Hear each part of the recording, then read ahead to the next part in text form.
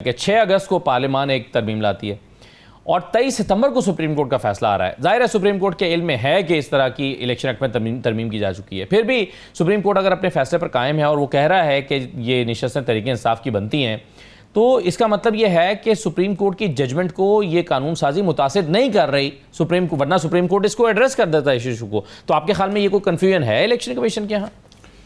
बिस्मिल्लाहिर्रहमानिर्रहीम। देखिए, इस चीज़ के मेरी नज़र में दो एक पहलू हैं। एक तो इसका जहाँ तक हम ये कह रहे हैं कि ये सुप्रीम कोर्ट की जजमेंट है, जिस तरह से आपको सुप्रीम कोर्ट में एक वाज़ेह डिवीज़न नज़र आ रही है और मादरत के साथ हमारे मुअज़्ज़िज़ जो अदलिया है जी, उसका एक जो तबका है वो एक ख़ास पार्टी को सपोर्ट कर रहा है। जिन जजेज़ ने और दूसरा तबका दूसरी ख़ास पार्टी को सपोर्ट कर रहा है। दो जजेज़ ने जिन्होंने इख्तलाफ किया, उन्होंने आइन की दफ़ात का जिक्र किया कि अगर इस जजमेंट को आप तस्लीम कर रहे हैं, मैं इस चीज़ पे बहस नहीं करता कि अक्सरियत में कौन है या अक़लियत में क्यों नहीं सर, ये तो सबसे अहम नुकता है, इस पे आप बहस क्यों नहीं करते? नहीं, बहस बहस का नुकता ये है कि देखिए ना, अक्सरियत को आप छोड़ के मैं आपसे गुजारिश कर रहा हूँ, इधर अभी जदून साहब बात कर रहे थे, मैं उसी तरफ आ रहा हूँ।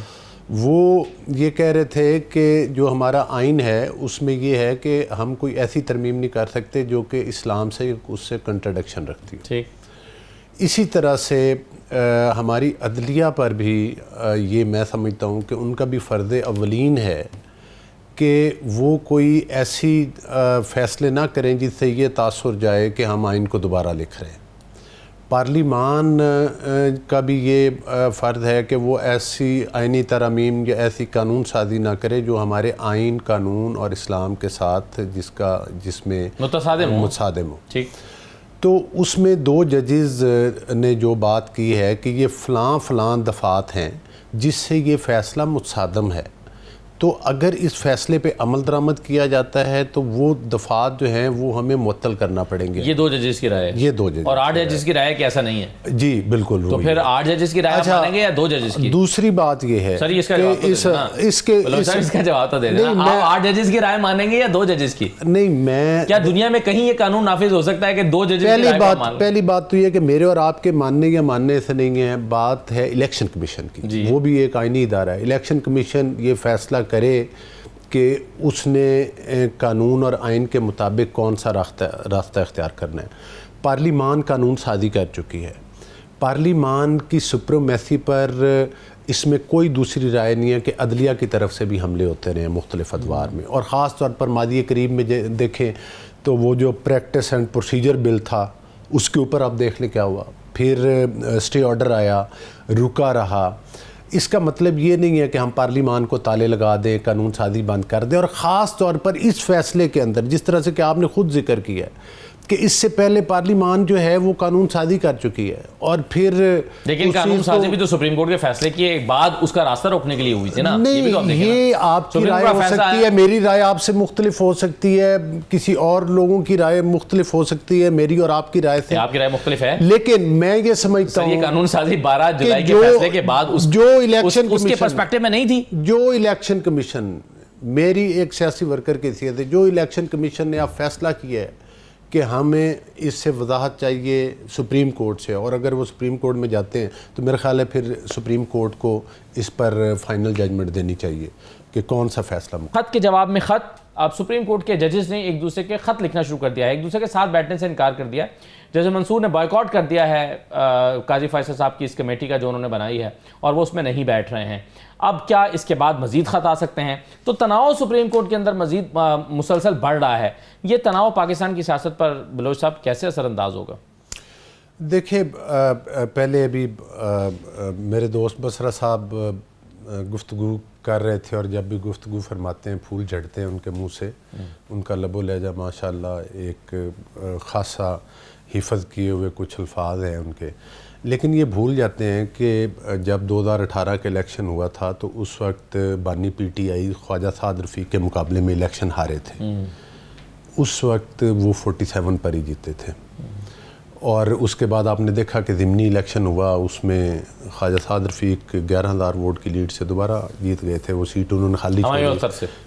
हुमायूं अख्तर से। लेकिन ये भी तो हो सकता है ना, पहले इमरान खान से वो लड़ रहे थे, फिर हुमायूं अख्तर से लड़ रहे थे, तो दोनों में कैंडिडेट का भी मद्दे मुकाबिल का भी तो फर्क होता है। नहीं वो नहीं, मद्दे मुकाबिल ये कहाँ लिखा हुआ है कि इमरान खान जो है वो हर इलेक्शन जीतेगा। कराची की सीट से भी ये हारे, ज़िमनी इलेक्शन जब हर सीट से ये खड़े हो गए थे और सीट्स पर भी हारे। ऐसी तो बात नहीं है। पीटीआई के उम्मीदवार अभी ज़िमनी इंतखाबात में चले, पंजाब में तो ये कहते हैं फ़लाँ जगह पर धांधली हो गई। 2 इलेक्शन ज़िमनी हुए हैं जब से इनकी गवर्नमेंट बनी है, 2 में एक जगह इनका कैंडिडेट चौथे नंबर पे आया है और एक पता नहीं कितने कौन से नंबर पर आया है। 2 ज़िमनी इलेक्शन तो ये केपीके में हार चुके हैं। ज़िमनी इलेक्शन जितने भी हुए हैं उसमें आप देख लें, ये कसूर में, मुल्तान में, मुख्तलिफ़ जगह पर वहाँ पर पीटीआई के उम्मीदवार हारे। तो ये जो कहते हैं ना, आप इनके मुंह से सुने, तकरीर यहाँ से शुरू करते हैं कि 90%, बल्कि 90% भी नहीं कहते, 99% अवाम, 100% अवाम जो है वो मतलब है कि बानी पीटीआई के साथ है और पीटीआई के साथ है। तो ये बातें तो फिर आप हवा में तीर चलाने, आपकी अपनी ज़ुबान है, आप जो मर्ज़ी कहते रहें। और अगर आप इतने आइन और कानून के पाबंद थे, इतने ही थे, आपके जो बानी हैं वो अंपायर की उंगली की बात नहीं करते रहे। इनके जो कायद है इनसे पूछें कि वो आरटीएस सिस्टम के ज़रिए उन्होंने फ़ायदे नहीं उठाए। उन्होंने किस तरह से जहाज़ों में भर के वोट लाए गए और किस तरह से उनकी हुकूमत बनी, और वो खुद कहते रहे कि मेरी तो असम्बली के अंदर कानून पास कराना हो तो लोगों को भेजा जाता है। तो ये छोड़ दें कि ये आइन और कानून की जाग लगे। अब आ जाएँ सुप्रीम कोर्ट वाली बात की तरफ। जी, जदून साहब भी बैठे हैं माशाल्लाह, बसरा साहब भी ज़ाहिर है कि लॉ किया हुआ है और सारे मामलात को समझते हैं। मैं समझता हूँ आपको मगर शक है उनके, उन्होंने नहीं, मुझे कतई शक नहीं है उनकी जहानत के ऊपर।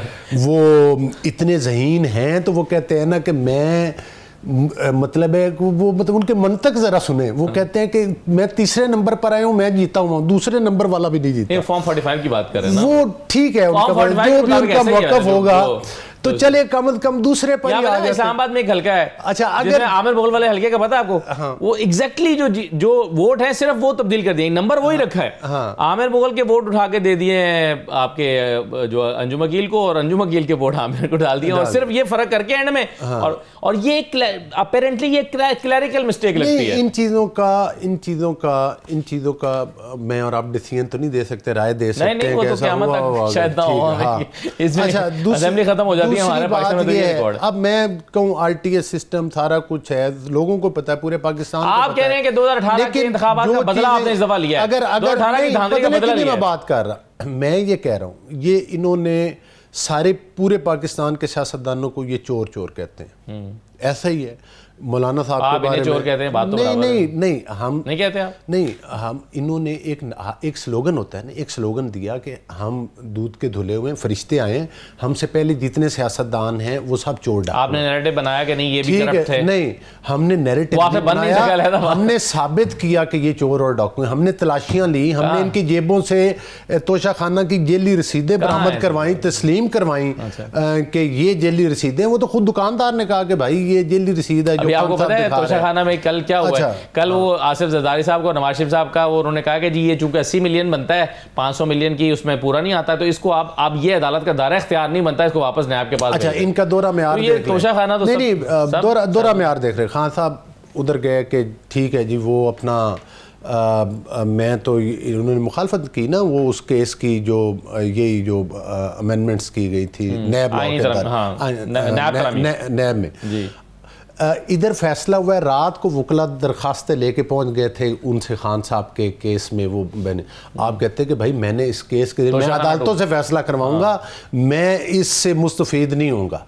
मुझे याद है मुख्तलिफ केसेस में कुछ लोग ऐसे थे जो अदालतों में भी गए थे।